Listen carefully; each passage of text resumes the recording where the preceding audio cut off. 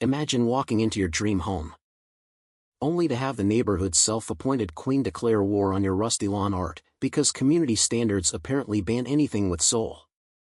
But what if that petty battle uncovered a century-old land grab, turning her velvet-gloved tyranny into a handcuffed spectacle?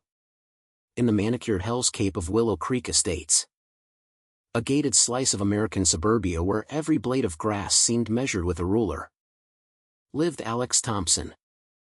He was the new guy. A quiet graphic designer who'd snagged the old Victorian fixer-upper at the community's edge. The house stuck out like a rebellious tattoo on a corporate executive's arm, peeling paint, overgrown vines, and a front yard that screamed, "I don't give a damn about your beige conformity." Alex had moved in seeking peace after a messy divorce. But peace in Willow Creek? That was a joke wrapped in a cease and desist letter. From day one, the whispers started. Neighbors eyed him like he'd tracked mud into their pristine lives. But Alex played it cool, nodding politely at the morning joggers while secretly noting every side eye. He wasn't here to make friends, he was here to redesign his life. Starting with a quirky metal sculpture in his yard, a twisted abstract piece he welded himself, calling it Suburban Shackles. It was part art therapy, part statement, freedom in a cage of covenants. Enter Barbara Klein, the HOA president. Oh. Barbara was a masterpiece of middle-class menace. 50-something, with a bob haircut sharper than her tongue. She ruled Willow Creek like a benevolent dictator, emphasis on the dictator.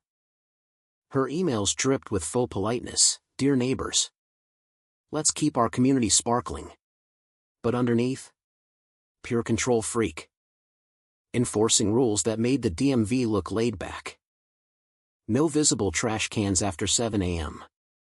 Lawns mowed to exactly 2.5 inches. And God forbid your holiday lights lingered past January 5th, she'd fine you faster than you could say festive spirit. The first salvo came via certified mail. A thick envelope embossed with the HOA seal. Alex slid it open over coffee, expecting a welcome packet. Instead, Mr. Thompson, while we appreciate creative endeavors, your installation violates Section 7.2 on aesthetic harmony and Section 12.4 on metallic hazards.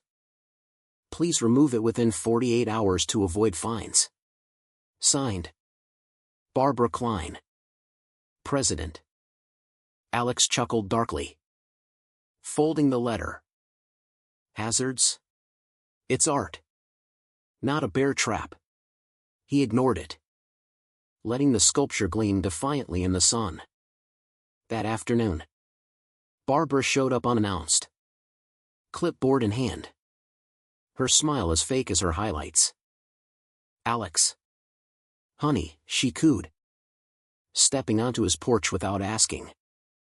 "I just wanted to chat neighbor to neighbor. That thing in your yard? It's scaring the kids. Little Timmy next door thinks it's a monster." Alex leaned against the doorframe, arms crossed. "Really? Timmy told you that? Or are you projecting? Kids love monsters, keeps life exciting in this step-forward setup." Her eyes narrowed, but she kept the syrupy tone. "We're all about order here, Alex. It builds value. You wouldn't want to drag down property prices, would you? That's just selfish." He shrugged. "Selfish?" says the woman who finds people for mismatched mailbox colors. She huffed, scribbling notes. "Consider this your friendly warning." The app lit up that night, the Willow Creek Residents Forum. A digital coliseum where thumbs-up emojis masked thumbscrews. Barbara's post, friendly reminder, let's respect our shared spaces. Some new additions aren't quite fitting our vibe. Community first. Comments poured in, totally agree. Barb. Eyesore alert. Who even approved that junk? Alex scrolled, sipping whiskey, his face impassive. They were painting him as the village idiot, the disruptor in their echo chamber. He didn't reply. Patience was his weapon, he'd let them dig their own graves. Whispers turned to isolation. At the community pool, chairs magically filled around him. The mailman averted his eyes. Even the barista at the local cafe, who'd once joked about his edgy vibe, now served him with clipped efficiency. Alex documented it all in a private journal, dates, screenshots, the subtle snubs that chipped away like water torture. Inside, he seethed with a cold fury. But outwardly, Zen master. Let them think I'm cracking, he muttered to his empty house. Pride goeth before the fall. Right? Then the accidents escalated. One morning, Alex woke to a flooded basement, his design studio ruined. Sketches floating like drowned dreams. The sprinkler system had malfunctioned, spraying through an open window he'd swear was closed. Coincidence, he said aloud, snapping photos of the pristine timer. The plumber shrugged. These things happen in old houses. Alex nodded, but sent samples to a lab buddy from his old job. Sawdust traces? Not from age, fresh cuts. A week later, a storm branch crashed through his living room window. Winds? Barely a breeze. Inspecting the tree, Alex found ladder marks in a clean saw line. Amateur hour, he smirked. Bagging evidence. Barbara's doing? Obvious. But prove it. Her next app post, storms can be brutal, stay safe. Everyone. And remember, proper tree maintenance prevents hazards.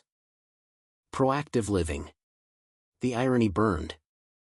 Alex replied publicly for the first time, thanks for the tip. Barb. My window agrees, hazards everywhere. Her response, a private message. Alex. Let's not make this personal. Comply. And we can all move on. He didn't. Instead, he upped the ante with a second sculpture, a giant metal birdcage. Door ajar, symbolizing escape. Neighbors gawked, Barbara fumed. Fines arrived weekly, $1.50 for unsightly debris, $100 for visual pollution. Alex paid them, smiling at the irony, funding her petty empire. But the smears deepened. Rumors flew, he's unstable, divorce broke him. Probably dealing drugs from that junkyard yard. Alex overheard it at the grocery store. Two Karens clucking, Barb says he's a liability. What if he snaps? He grabbed his milk, turning with a grin. Ladies, if I snap, it'll be from all this concern.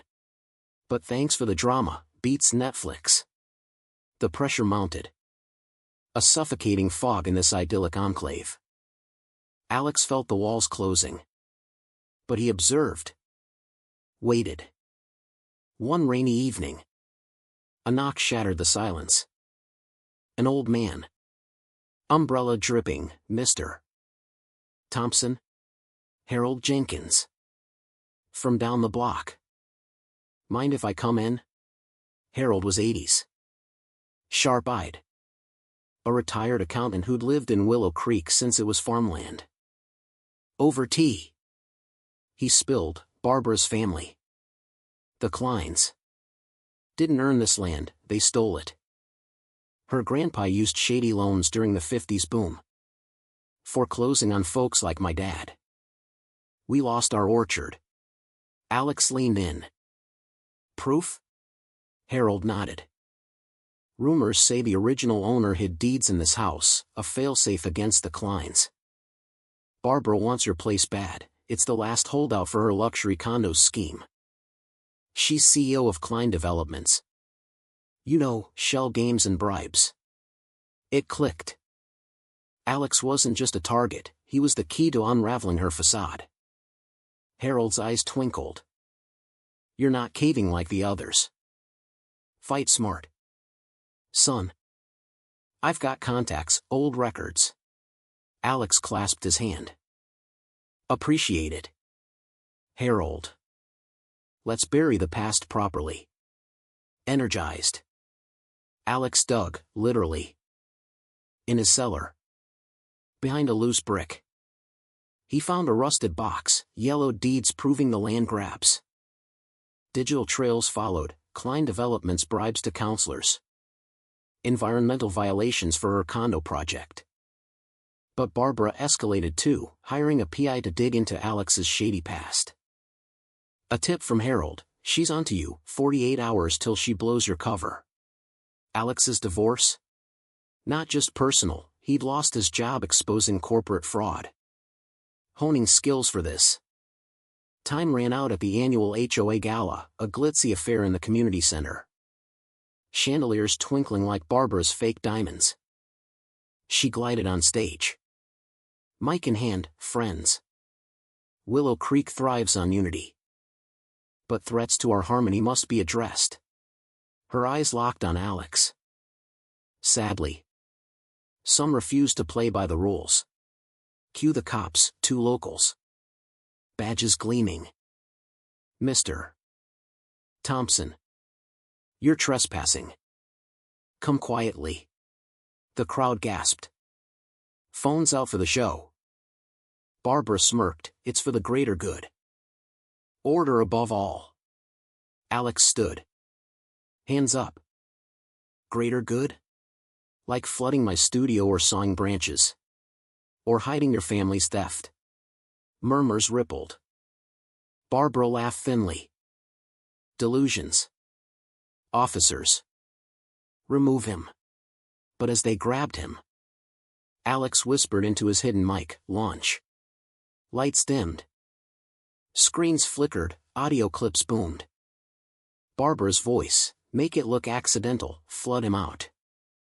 I need that house. Gasps turned to outrage. Charts appeared, Klein's web of corruption. Bribes. Forged deeds. Then. A live feed from the state AG, Barbara Klein. Your assets are frozen. Troopers en route. The room froze. State cops stormed in. Cuffing her mid-protest, this is absurd. I built this community. Click, handcuffs. Her face twisted from smug to panicked. Eyes darting like a cornered rat. You can't, I'm the president. Alex stepped up, Turns out. Stolen land doesn't make a queen. The fallout was delicious chaos. The HOA dissolved overnight. Fines refunded. Board reformed with actual residents, like Harold as historian. Deeds restored titles to descendants, Klein Developments crumbled under indictments. Barbara sang like a canary. Naming cronies. But an interrogation. She mouthed through the glass, you think this ends here? Daddy's watching. Alex's blood chilled, her father. A shadowy mogul. Ties deeper than thought. 6 months later. Willow Creek breathed freer, no more clipboard tyrants. Alex stayed. His sculptures now neighborhood icons. Kids played under them, neighbors waved. The Vance Act, wait. Thompson Act, passed. Curbing HOA abuses statewide.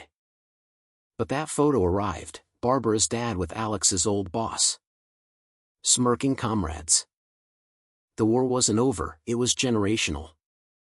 So, viewers. Was Alex the hero dismantling a fake empire? Or just another player in a rigged game? Did justice truly prevail? Or did he unwittingly unleash a bigger monster? Drop your thoughts, right or wrong.